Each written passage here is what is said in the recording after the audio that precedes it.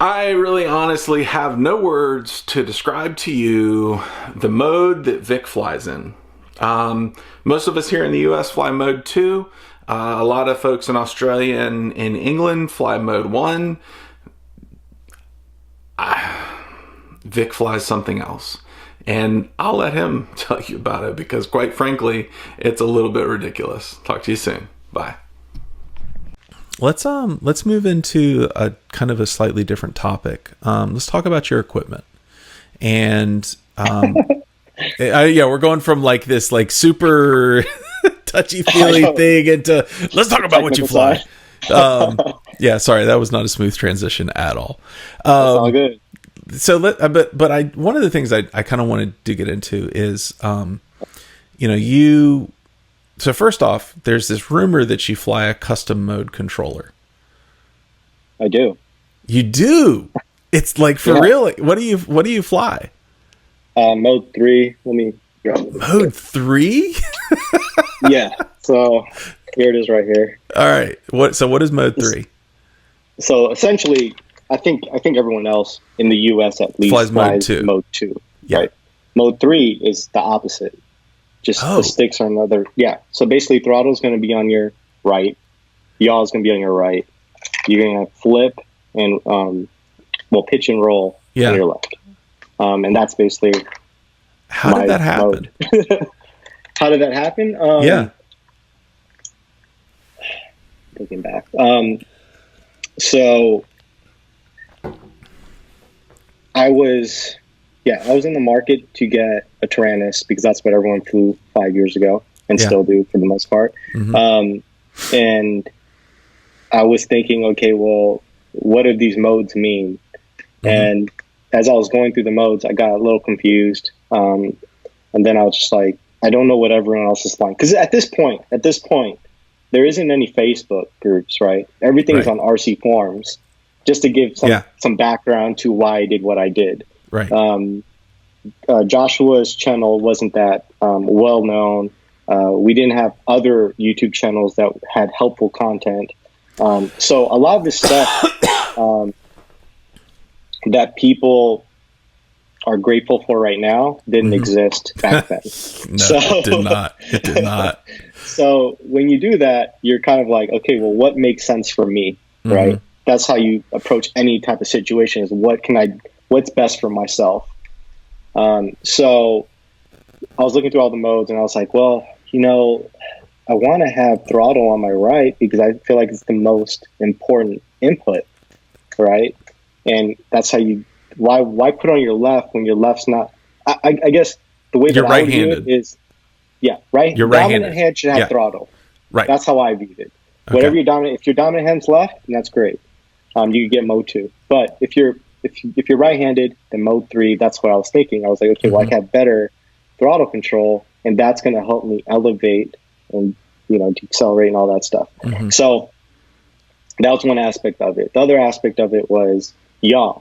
At the time, and I know that this isn't perfect science, right? But yaw is essentially turning the quad. Right. If you're flat, right? Again, this is me not knowing anything about RC.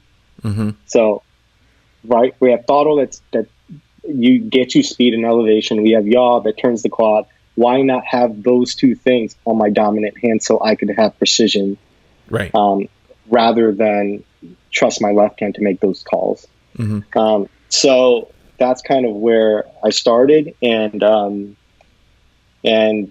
soon after, a few months after, actually, like maybe 6 months after, I found out that a lot of people fly mode 2.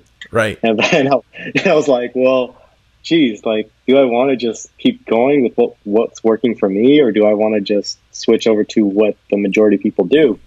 And then I tried it, and I was like, okay, this is not working for me. My brain has been remapped already. Right. To mode 3. To mode 3. So it's like, it's just not working for me. And honestly, I think there's a lot of truth to this, is that if you fly with thumbs, you need more precision. And to me, having the throttle and yaw on the right makes a lot of sense if you're flying thumbs. I don't know, just my personal opinion. I feel like pitch and roll are all configured within the rate system. Throttle is the only thing that you can't vary through rates. Unless you put a cap on it, but I mean, but yeah, but like, that's just power limiting, and there's nothing, nothing special about it.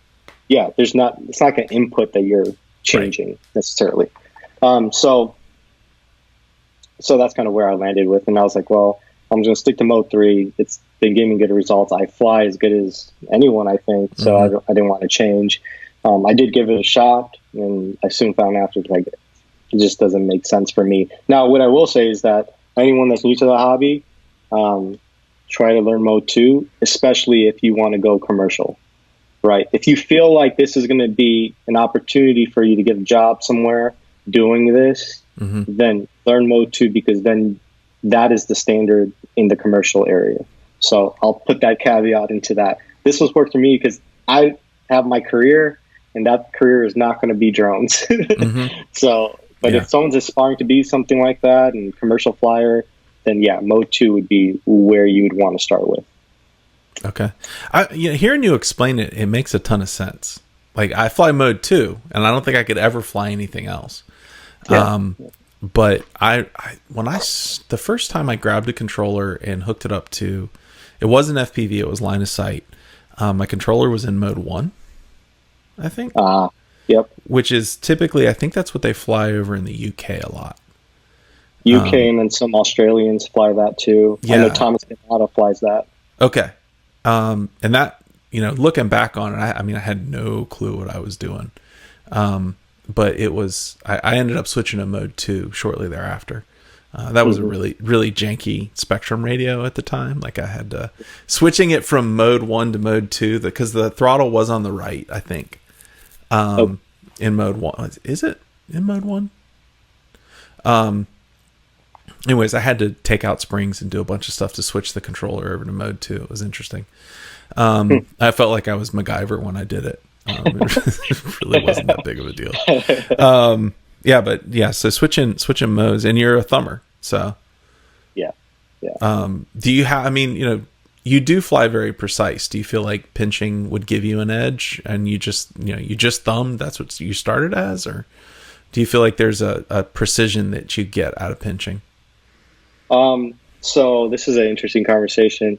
Thumbs versus pinching. I don't think that pinching gives you as much precision as people think it does. I think a lot of it has to do with rate setup and knowing the limitations of your quad and just being comfortable with the gear that you're flying. Like I said, I personally, it kind of makes sense to pinch because you're like holding it tight, but at the same time, it's hard to do a full deflection, right? It could be challenging if you have bigger hands, right? So you have to consider all of that. It's all personal preference, but if you have bigger hands, if you're a gamer, right? Right, that's the big thing. If you have a gaming background, that means that you've played with thumbs, and that's the reason I did it. Yeah. That's how you're wired. Nobody's pinching the Xbox controller. Exactly. So I'm like, what is it? Like, granted, do whatever works for you. I mean, that's fantastic if that works for you. Yeah. But it doesn't make sense when you think about all the other avenues of controllers. No one's pinching anything. Like, it's, I mean, it's just something that kind of came up, and it works for some people. And to me, it's not something that defines the precision of the flight. Or you as a flyer. Like, honestly, Final Glide, when he used to fly, I think he flew thumbs. I think he was a thumber. Yeah, he was a thumber. I mean, there's a bunch of people that are thumbers still. I mean, he was okay. Yeah. But a lot of people like, oh, well, why don't you pinch? And I'm like, it just doesn't work for me, man. Like, I just don't know why. If it's not affecting, if you're getting the results you want, regardless of what you're using or the method in which you're flying, then that's all good. That's what works for you. So here's a selfish question for you, because I've actually heard this topic come up more and more. I thumb, but I never hit full stick deflection. Yep. Ever. Do you ever hit full stick deflection? All the time. All the time? Okay. I mean, for your style of flying, I can definitely see how that would happen. It just depends what you're kind of going after. Yeah. Okay. That was my son brought it up to me. He's like, Dad, your rates are really high and you never hit full stick deflection. Why do you fly that way? I was like, I don't know. It's just what I'm used to. Okay. So you, I'm sure that you're, this I didn't look into, I apologize, but I'm sure you're sponsored by someone. So what equipment do you fly? But more importantly, not just what do you fly, but why do you fly it?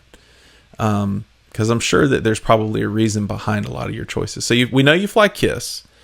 Yeah. Like, is there a reason besides the easy GUI that you fly KISS? I've never had any issues with KISS, and I've always had issues with Betaflight every time I tried it. I've tried okay, so just because I fly certain gear doesn't mean I'm not testing other gear. Sure. I'm constantly evaluating whether my gear is sufficient still for the type of flying I do, because I don't want to be narrow-minded, right? So I'm constantly thinking about, okay, well, can I get, like, one thing I tried was the Radix from Braden FPV, and I was like, it's great hardware, but the firmware is what doesn't get me there. So yeah, there's things I personally fly. I guess I could start with the aircraft. Okay. So this is essentially, I'm sponsored by Impulse RC. I know someone's going to say, like, you're just selling equipment and you're not telling me you're sponsored. So I'm just going to let everyone know I am sponsored by Impulse RC. Right. This is an Apex. I've been flying it the pre-production model. This is the production model. But this thing has been great. I fly it because, honestly, I think Impulse is the one company that's been around for ages, and they really are the innovators in the sense that, the way they laid out their frame, a lot of other companies have tagged onto that idea. So that's the reason why I fly, with them. I have a great relationship with them. They're awesome people. So yeah, that's the frame I fly. Really like it. It's the Apex from Impulse RC. The other thing, let's talk about camera, Fox Shear. I run Fox Shear Predator. Pretty standard, but I know some people get caught up in CCD versus CMOS. Right. I like CMOS just because of the image quality, and CCD is going to go away, so why not get used to CMOS if it's good quality?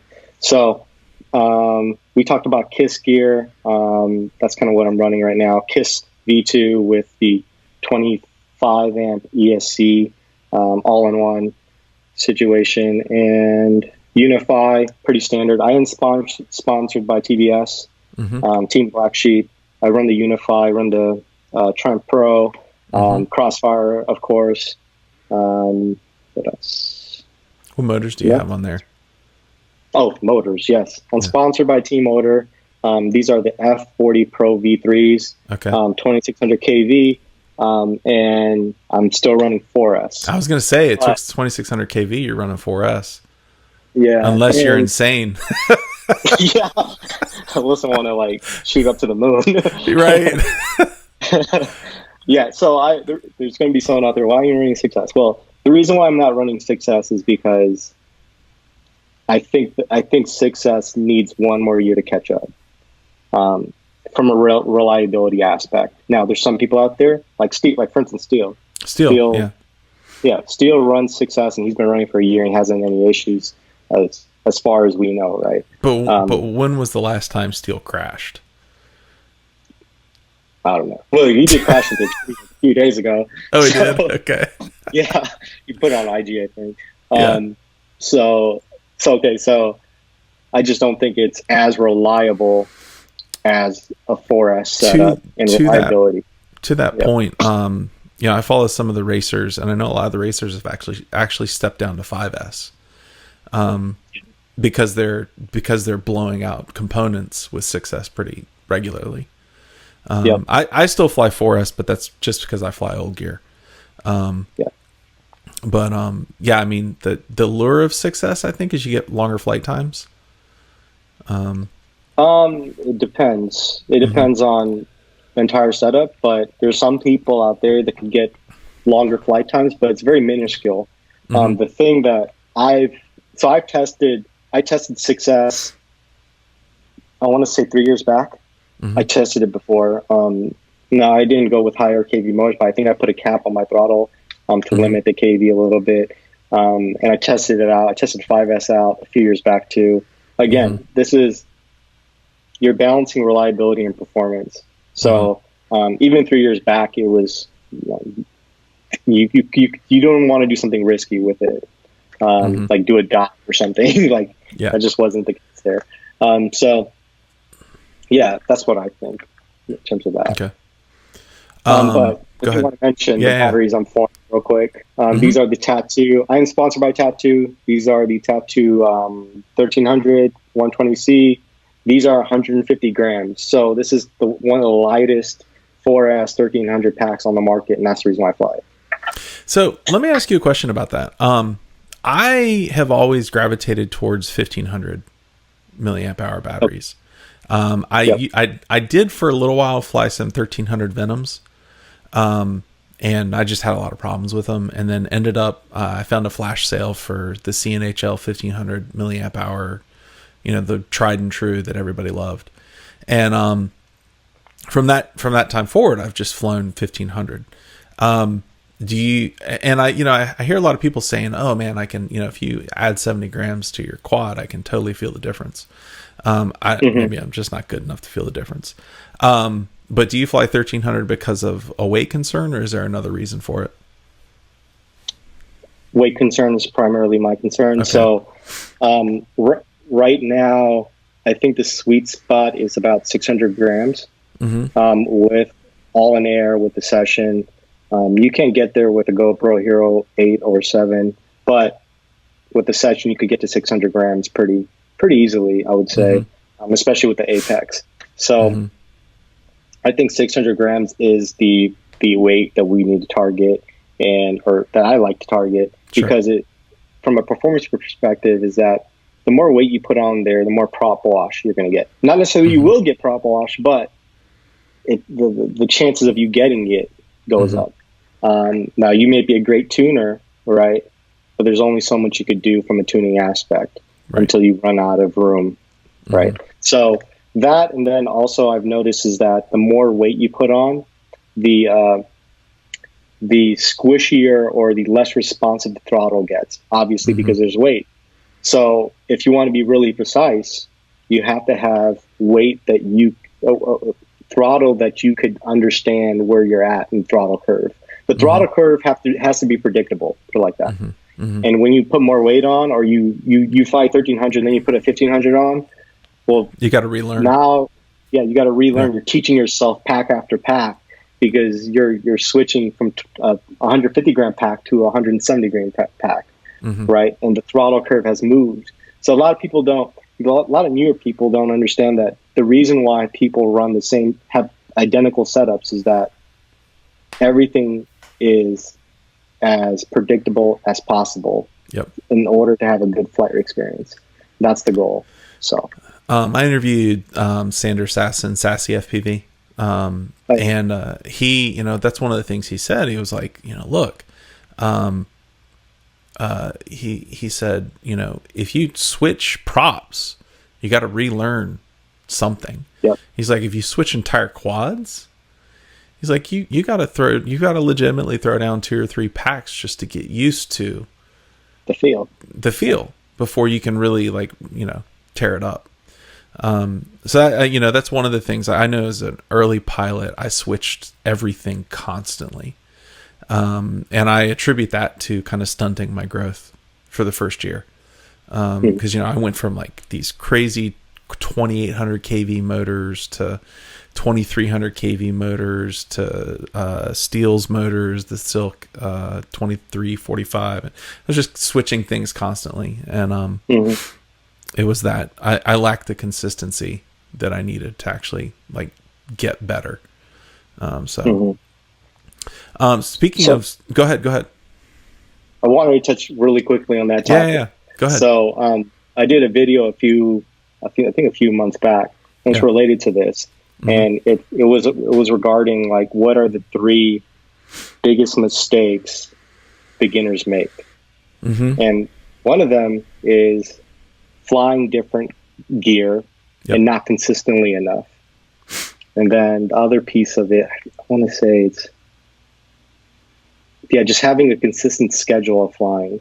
That really helps as well. But it's one of those things that if you're a beginner, you get really frustrated with, because you're like, why am I getting better? Like you're changing variables all the time. And that's the reason why you're not getting as good as you could be if you kept those variables constant. So, okay. So in that vein, how often do you switch things up?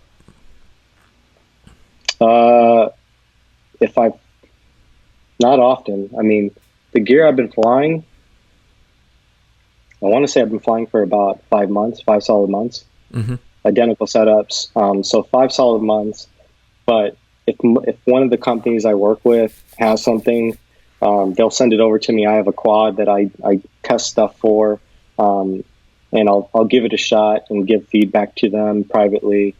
Just from a product development aspect, that's one of the things sponsorship requires, that you give feedback. So that's kind of where I would say. Now, if it's something that's really good, like, okay, well, I need to put this on and show people how good this is, or let people know, like, hey, if you're interested in this, this is a good product, it's solid. Then that's one thing. But I don't switch.